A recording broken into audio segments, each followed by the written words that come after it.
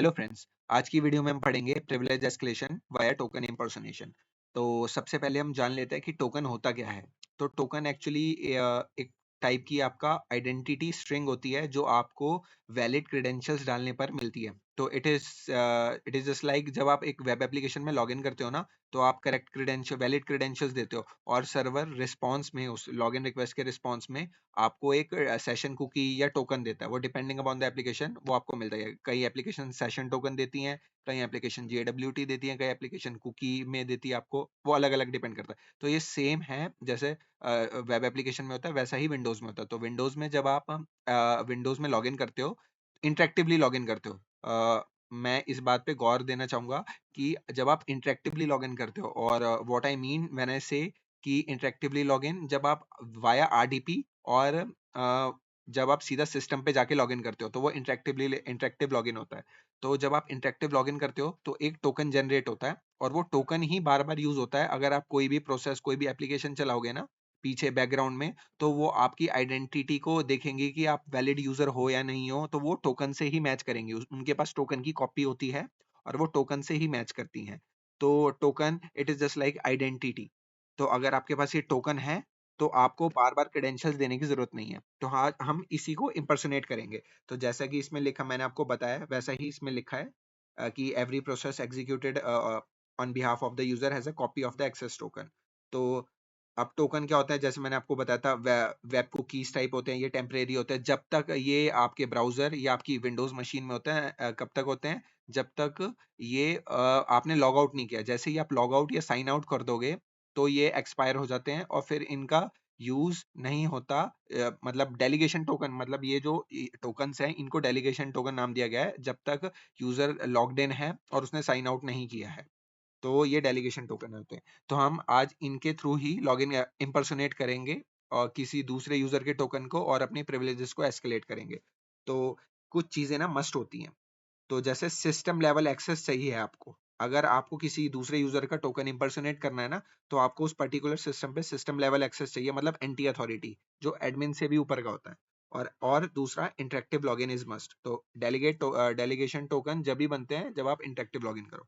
तो आइए हम स्टार्ट करते हैं, प्रैक्टिकल स्टार्ट करते हैं। प्रैक्टिकल में मैंने एक AD लैब सेटअप कर रखी है। हमारे पास एक विंडो सर्वर है, डोमेन कंट्रोलर है, उसमें कुछ यूजर्स है, क्लाइंट, कुछ क्लाइंट मशीन्स उससे कनेक्टेड है। तो एक ये मशीन है, ठीक है। हमारे पास, हम मान लो कि ये वाली मशीन कॉम्प्रोमाइज्ड है। इसका जो एडमिनिस्ट्रेटर यूजर था ना, इस मशीन पे जो लोकल एडमिनिस्ट्रेटर ग्रुप में यूजर था, जो कि डोमेन यूजर भी था, उसका पासवर्ड हमने कॉम्प्रोमाइज कर लिया है। तो मान लो कि एक हमारे पास एक्सेस है।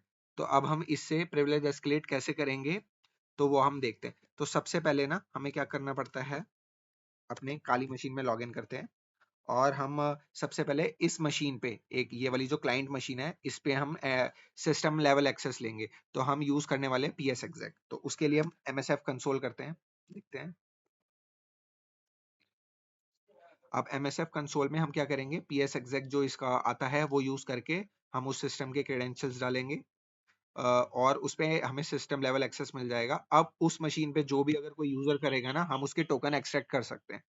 तो अभी हम वही करके दिखाएंगे। जैसे ही लोड हो जाता है, हम PS exec को यूज करेंगे।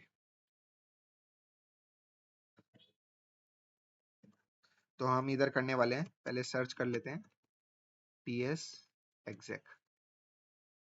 तो PS exec कर लिया, तो आपको ये वाला यूज करना होता है।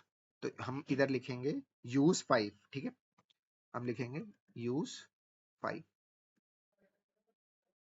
तो जैसा कि अब हम इसमें इसके ऑप्शन चेक करेंगे कि हमें इसमें क्या क्या डालना है।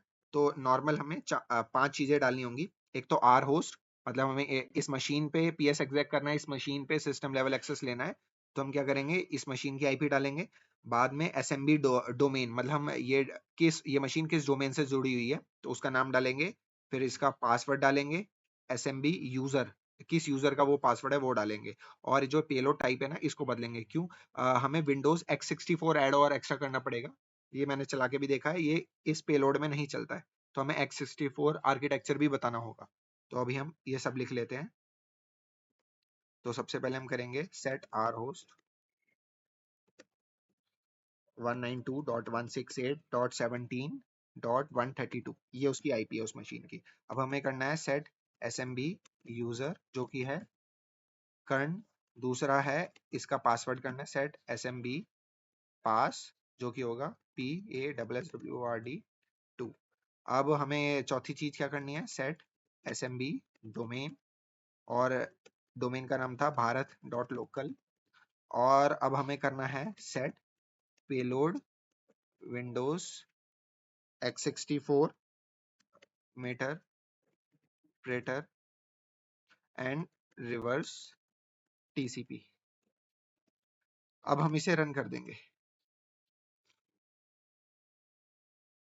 अब हमें मीटर प्रेटर सेशन मिल जाना चाहिए और हम होंगे एंटी अथॉरिटी उस पर्टिकुलर सिस्टम पे। अभी यहाँ आ जाएगा सेंडिंग स्टेज। सेंडिंग स्टेज आ जाता है, इसका मतलब नॉर्मली हमें हमारा काम कर चुका है। तो अभी हम गेट यूआईडी करके हम आपको दिखा देते हैं, हम एंटी अथॉरिटी हैं। अब हम क्या करेंगे, एक एक्सटेंशन होती है इनकॉग्निटो। तो इनकॉग्निटो से बेसिकली हम क्या कर सकते हैं, उस पर्टिकुलर सिस्टम के जिस पे हमने मेटाप्रेटर सेशन लिया है उसके टोकन्स को लिस्ट आउट कर सकते हैं और इम्पर्सोनेट भी करा जा सकता है। तो ये इनकॉग्निटो है, मेटाप्रेटर की एक एक्सटेंशन है या टूल है आप कह सकते हैं। हम ये सारा काम मिमेकाज के थ्रू भी कर सकते हैं, लेकिन इस मेटाप्रेटर से मतलब ये क्या कहते हैं, मेटाप्रेटर सेशन की एक एक्सटेंशन जो कि इनकॉग्निटो है उससे बहुत इजीली हो जाता है।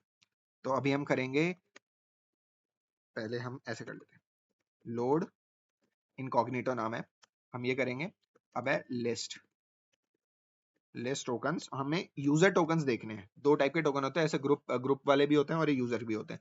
तो अभी हमने ऐसे किया, तो हम पे कोई नॉर्मल नहीं है, कोई टोकन नहीं है क्योंकि इस मशीन पे कोई लॉग्ड इन नहीं है। तो अभी हम क्या करेंगे, एडमिनिस्ट्रेटर के थ्रू, जो डोमेन एडमिनिस्ट्रेटर है उसके थ्रू लॉग इन करेंगे। तो भारत और एडमिनिस्ट्रेटर, इसका पासवर्ड डालेंगे पी।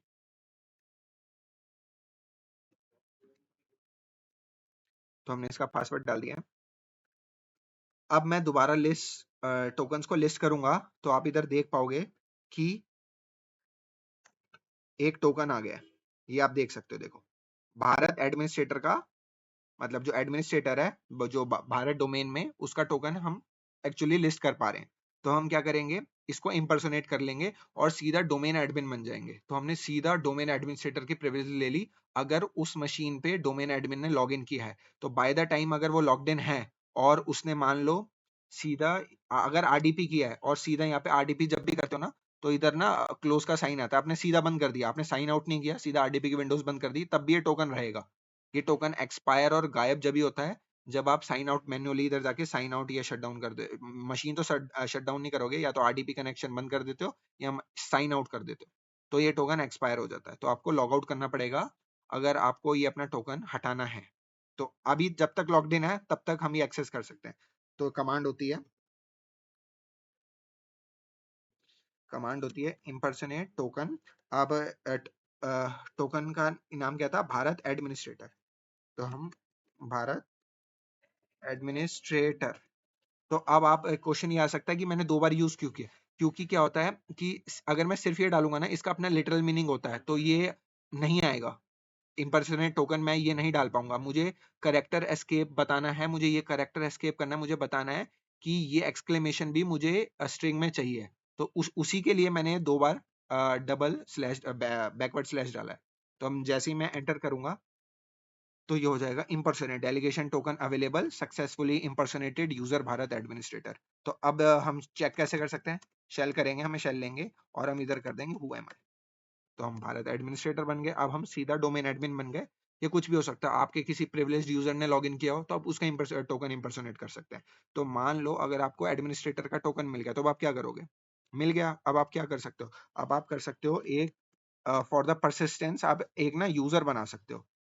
यूजर कैसे यूजर बनाएंगे हम, ऐसे नेट यूजर ऐड, एक नया यूजर ऐड करेंगे, उसका नाम होगा चैम, पासवर्ड दे देते हैं कुछ भी, SWORD 1 ठीक है। और ये डोमेन में बनाना है, डोमेन यूजर बनाना है। तो बस ये कर देंगे। अभी आप देख सकते हो ये। अब हम क्या करेंगे, इस यूजर को डोमेन एडमिन ग्रुप में भी ऐड करा लेंगे। तो नेट कंट्रोल एल, पहले ऐसे कर, नेट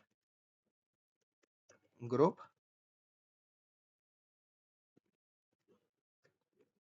डोमेन डोमेन एडमिन्स, किस यूजर को ऐड कराना है आपको? आपको कराना है चैम्प यूजर को ऐड कराना है और ये डोमेन में ऐड कराना है। तो डोमेन का जो डोमेन एडमिन है इसमें ये ग्रुप का नाम है और एक कहाँ है ग्रुप डोमेन में, तो चैम्प यूजर को ऐड करा देना। तो हम हो गए। तो अब बेसिकली हमने एक अपना नया यूजर बना दिया। अब बाय चांस ये लॉग आउट भी हो जाता है तो अब हमें ये जरूरत नहीं है कि वो दोबारा लॉग इन कर ले। अब हमने एक अपना नया यूजर बना लिया है जो कि डोमेन एडमिन है। हम सारे काम कर सकते हैं जो कि एक डोमेन एडमिन कर सकता है। हम सारे डोमेन के सीक्रेट्स हम कर सकते हैं, ntds.dat फाइल को डंप कर सकते हैं। बहुत टूल्स हैं इम्पैकेट के, जो टूल किट है उसमें बहुत सारे टूल हैं जैसे कि सीक्रेट्स डंप। तो सीक्रेट्स डंप में बेसिकली आपको एक यूजर डोमेन एडमिनिस्ट्रेटर का जो यूजर होता है उसके क्रेडेंशियल्स डालने होते हैं और आप उस पर्टिकुलर डोमेन कंट्रोलर के सारे सीक्रेट्स को डंप कर सकते हैं। आप क्योंकि आपके पास एक चैम्प नाम का यूजर है और डोमेन एडमिन है तो आप बहुत आसानी से पूरे डोमेन को कॉम्प्रोमाइज कर सकते हैं। तो आशा करता हूँ आज की वीडियो में सब कुछ समझ आया हो, और अगर कुछ भी समझ ना आया हो तो आप कमेंट में पूछ सकते हैं कि क्या दिक्कत है। मैं पूरी कोशिश करूंगा उसको रिजॉल्व करने की। तो आज के लिए बस इतना ही। मिलते हैं नेक्स्ट वीडियो में।